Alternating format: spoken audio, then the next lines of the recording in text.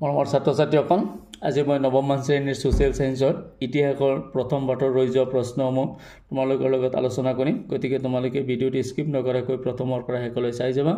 আৰু যিসকলে এতিয়ালৈকে মোৰ ইউটিউব চেনেল সাবস্ক্ৰাইব কৰা নাই তেখেতসকলে কাষত থকা বেল আইকনটো বজাই মোৰ ইউটিউব চেনেল সাবস্ক্ৰাইব কৰিবা আৰু নতুন নতুন সোশ্যাল সায়েন্সৰ ভিডিঅ'সমূহ চাই থাকিবা আজি প্ৰথম প্ৰশ্নটো পাম আমি কিমান খ্ৰীষ্টাব্দত মংগল পাণ্ডে নামৰ এজন সিপাহীয়ে বেৰেকপুৰত ইংৰাজ বিষয়ৰ গালৈ গুলিবৰ্ষণ কৰি প্ৰকাশ্যে চিপাহী বিদ্ৰোহ সূচনা কৰিছিল আমি 1857 চনৰ 29 মাৰ্চ তাৰিখে ইয়াত আমি তিনিটা প্ৰশ্ন হ'ব পাৰে এটা হাৰিতে যে কোনে অৰ্থাৎ মংগল পাণ্ডে কিমান খ্ৰীষ্টাব্দত 1857 খ্ৰীষ্টাব্দৰ 29 মাৰ্চ তাৰিখে কত বেৰেকপুৰত গালৈ গুলিবৰ্ষণ কৰি এজন ইংৰাজ কৰ্মচাৰীলৈ গুলিবৰ্ষণ কৰি প্ৰকাশ্যে চিপাহী বিদ্ৰোহ সূচনা কৰিছিল নেক্সট প্ৰশ্ন পাম আমি যে মংগল পাণ্ডেৰ লগত ব্ৰিটিছে আৰু এজন ব্যক্তিক দুখী সাব্যস্ত কৰি প্ৰকাশ্যে কিছিল ফাঁচি দিছিল বা প্ৰাণদণ্ডৰে দণ্ডিত কৰিছিল সেইজন ব্যক্তিৰ নাম হৈছে ঈশ্বৰ পাণ্ডে নেক্সট প্ৰশ্ন আমি কিমান খ্ৰীষ্টাব্দত ইষ্ট ইণ্ডিয়া কোম্পানী মুদ্ৰাৰ পৰা মোগল সম্ৰাটৰ নামটো আঁতৰাই দিয়া হৈছিল ইয়াত 1835 খ্ৰীষ্টাব্দ ইষ্ট ইণ্ডিয়া কোম্পানীৰ মুদ্ৰাৰ পৰা মোগল সম্ৰাটৰ নামটো আঁতৰাই দিয়া হৈছিল তাৰপিছত আৰু এটা আমি অনুশীলনত এটা প্ৰশ্ন আছে যেটো আমি 9 নম্বৰ প্ৰশ্ন ভাৰত চৰকাৰৰ আইন কোনে কেতিয়া কি উদ্দেশ্যত প্ৰণয়ন কৰিছিল আমি এটো ধুনিয়াকৈ পাম 1 + 1 থাকিব = 2 থাকিব যে ব্ৰিটিছ সংসদে 1858 খ্ৰীষ্টাব্দৰ 2 আগষ্ট তাৰিখে ভাৰত চৰকাৰৰ আইন প্ৰণয়ন কৰিছিল এই আইনে ইংল্যান্ড চৰকাৰক পোনপটীয়াকৈ ভাৰত শাসন কৰাৰ ক্ষমতা দিছিল এইখানে লিখিলে আমি 2 নম্বৰ পাম তাৰপিছত আমি কোৱেশ্চন নম্বৰ অনুশীলনত আছে 6 নম্বৰ প্ৰশ্ন যেটো লং প্ৰশ্ন হয় এই লং প্ৰশ্ন 6 নম্বৰত আছে আমি পাম ভাৰত চৰকাৰ আইনৰ জৰিয়তে হোৱা চাৰিটা প্ৰশাসনীয় পৰিৱৰ্তন উল্লেখ কৰা আমি এই এনসাৰটো ইয়াতে মই ৰঙা চিয়াহেৰে লিখি দিছো যে 6 নম্বৰ কোৱেশ্চন লং এটো তোমালোকে এনেকৈ লিখিবা যে 1 নম্বৰ লিখিবা ভাৰত শাসনৰ সকলো দায়িত্ব ইংল্যান্ড চৰকাৰৰ হাতত ন্যস্ত কৰা ফলস্বৰূপে কোম্পানীৰ আমলত ভাৰতৰ সৈতে জড়িত হৈ থকা নিয়ন্ত্ৰণ পৰিষদ আৰু সঞ্চালক সভাৰ কৰ্তৃত্বৰ অৱসান ঘটাইছিল 2 নম্বৰ আমি দিম নতুন আইন অনুসৰি ভাৰত শাসন সম্বন্ধীয় সকলো দায়িত্ব আৰু ক্ষমতা ব্ৰিটিছ মন্ত্ৰীসভাৰ এজন সদস্যৰ হাতত অৰ্পণ কৰা হৈছিল 3 নম্বৰ দিম ভাৰত শাসনৰ সৈতে প্ৰত্যক্ষভাৱে জড়িত হোৱা মন্ত্ৰীজনক ভাৰত সচিব বুলি কোৱা হৈছিল 4 নম্বৰ দিম ভাৰত সচিবক সহায় কৰাৰ কাৰণে 15 জনীয়া সদস্যৰ এখন পৰিষদ গঠন কৰা হৈছিল নেক্সট আমি অনুশীলনত যেটো প্ৰশ্ন 5 নম্বৰৰ প্ৰশ্ন আছে লং প্ৰশ্ন আছে তাৰ ৰং প্ৰশ্ন চিপাহী বিদ্ৰোহৰ ফলাফল চাৰিটা আমি দিম যে প্ৰথম ফলাফল আমি দিম বিদ্ৰোহৰ পৰোক্ষ ফল হিচাপে ভাৰতীয় সমাজত থকা সামন্তযোগ্য স্থবিৰতাৰ অৱসান ঘটাইছিল 2 নম্বৰ দিম আধুনিক পাশ্চাত্য সংস্কৃতিৰ প্ৰতি ভাৰতীয়সকল আকৰ্ষিত হৈছিল 3 নম্বৰ দিম এক কথাত চিপাহী বিদ্ৰোহৰ পিছত ভাৰতীয় সমাজখনত আধুনিকতাৰ সূচনা হৈছিল 4 নম্বৰ দিম চিপাহী বিদ্ৰোহৰ পিছত ব্ৰিটিছ চৰকাৰৰ প্ৰত্যক্ষ শাসনে ভাৰতীয়ৰ মনত ক্ৰমান্বয়ে একতাৰ ভাৱ জগাই তুলিছিল নেক্সট আমি এটা প্ৰশ্ন পাম অনুশীলনত যেটো 7 নম্বৰ প্ৰশ্ন মই তোমালোক দেখাই দিছো 7 নম্বৰ প্ৰশ্ন কি আছে লৰ্ড কেনিংৰ দুটা সংস্কাৰ প্ৰধান সংস্কাৰৰ বিষয়ে উল্লেখ কৰা ইয়াতে মই ধুনিয়াকৈ ৰঙা চিহেৰে আছানি দিছো যে প্ৰথম সংস্কাৰ হৈছে আমদানিকৃত সামগ্ৰীৰ ওপৰত শতকৰা 10% আমদানি শুল্ক ধাৰ্য কৰিছিল 2 নম্বৰ হৈছে 1859 খ্ৰীষ্টাব্দত বংগ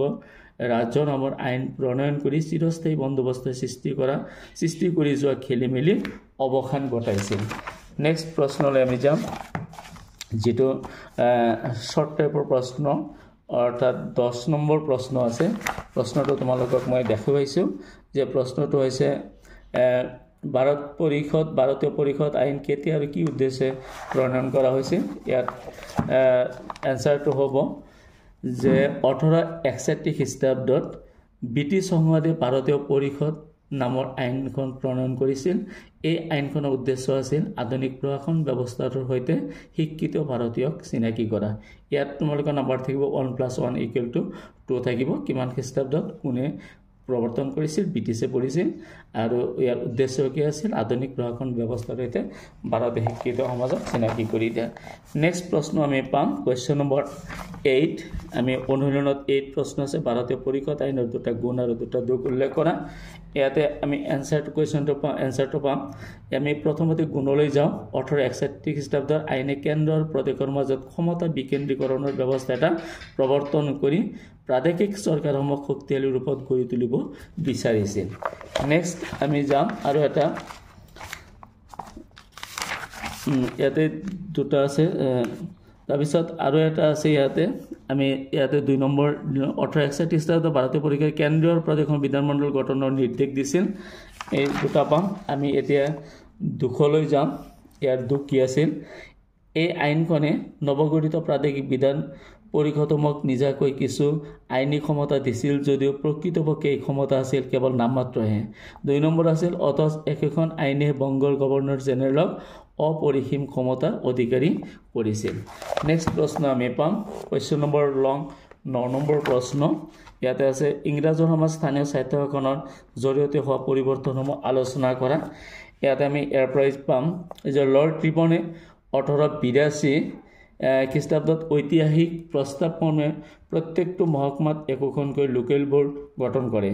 তাৰপিছত 2 নম্বৰ লৰ্ড ৰিপনে স্বায়ত্ত শাসনৰ প্ৰস্তাৱসমূহ সমগ্ৰ ভাৰতবৰ্ষতে কাৰ্যকৰী কৰিবলৈ নিৰ্দেশ দিছিল 3 নম্বৰ গ্ৰামাঞ্চলৰ দৰে নগৰ অঞ্চলও স্থানীয় স্বায়ত্ত শাসনৰ তলতে হৈছিল 4 নম্বৰ পাম 1882 খ্ৰীষ্টাব্দৰ স্থানীয় স্বায়ত্ত শাসনৰ প্ৰস্তাৱমৰ্মে নগৰীয় এলেকাসমূহত নগৰপালিকা আৰু পৌৰসভা গঠন কৰা হৈছিল এই চাৰিটা আমি পাম নেক্সট প্ৰশ্ন মই যাম 10 লৈ ইয়াত অনুশীলনত আছে অসামৰিক সেৱাত ভাৰতীয়সকলক কেনেকৈ অন্তৰ্ভুক্ত কৰা হৈছিল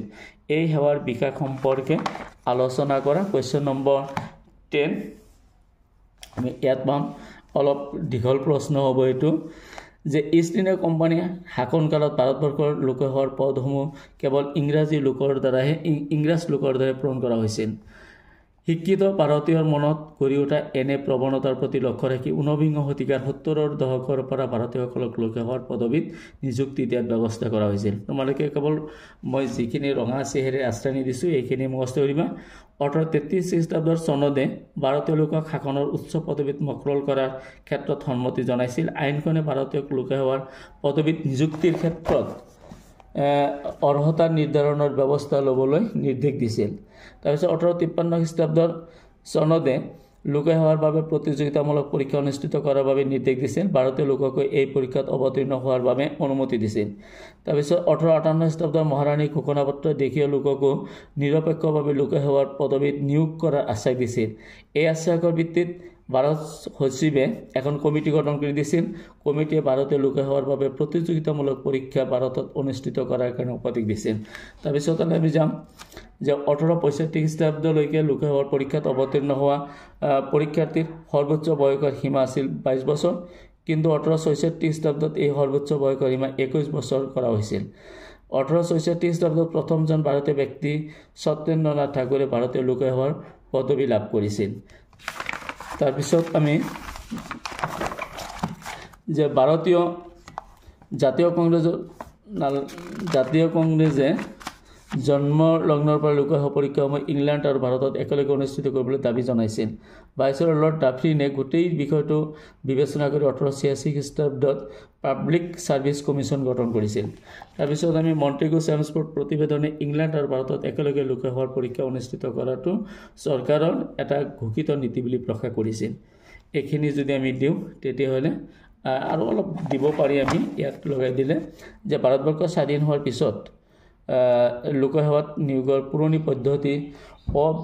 অবিলুপ্তি ঘটিছিল সৰ্বভাৰতীয় লোকসেৱা আয়োগ আৰু প্ৰাদেশিক পৰ্যায়ত ৰাজ্যিক লোকসেৱা গঠন কৰা হৈছিল এইখিনি দিলে আমাৰ ফুল মাৰ্কছ আমি পাই যাম কোনো কণ্ডিশ্যন নাই আৰু ইয়াৰ মাজতে আৰু এটা শ্বৰ্ট প্ৰশ্ন ৰৈ গ'ল লি আয়োগ কেতিয়া গঠন কৰা হৈছিল লি আয়োগ 1913 চনত গঠন কৰা হৈছিল লি আয়োগে কি বিচাৰিছিল লি আয়োগে তাৎক্ষণিকভাৱে ভাৰতবৰ্ষৰ লোকসেৱা আয়োগ গঠনৰ প্ৰস্তাৱ আগবঢ়াইছিল আৰু 15টা বছৰৰ ভিতৰত লোকসেৱাৰ পদবীত ভাৰতীয় লোকক নিযুক্তিৰ পৰিমাণ 50% বৃদ্ধি কৰিবলৈ উপদেশ দিছিল মোৰ ছাত্ৰ ছাত্ৰীসকল যদি এই ভিডিঅ'টো তোমালোকৰ ভাল লাগিছে তেতিয়াহ'লে তোমালোকে লাইক কমেণ্ট আৰু শ্বেয়াৰ কৰিবলৈ নাপাহৰিবা থেংক ইউ